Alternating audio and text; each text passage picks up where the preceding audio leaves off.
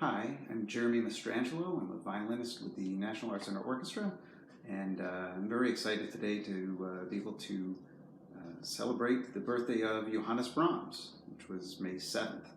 A little bit of birthday trivia. Brahms shares a birthday with Tchaikovsky, two of whom did not particularly like each other's music. And it's also the birthday of one of my brothers, who's also named John. A lot of musicians will tell you that their favorite composer is whoever's music they're playing at the time, and that's not at all the case for me. Since I was a kid, maybe 6 or 7 years old, my favorite composer has been Brahms. I was first introduced to his music through recordings of the symphonies, from hearing my dad play some of the late piano solo music. The Opus 118 Intermezzo is, to this day, probably my favorite piece of music. The problem is, there's nothing written for the violin alone by Brahms. It's all chamber music. The wonderful violin sonatas with piano, the trios, the string quartets, piano quartets.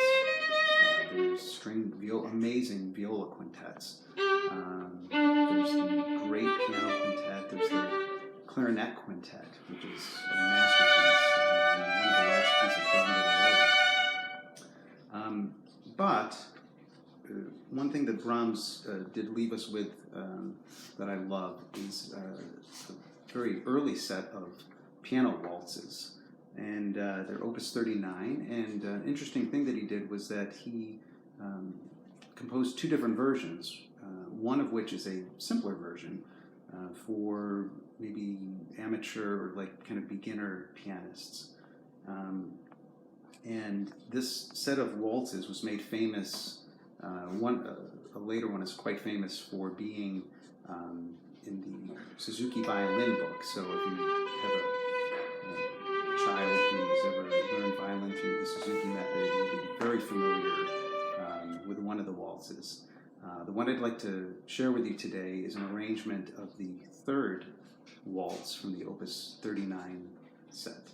So happy birthday to Johannes and to my brother John. Thank you.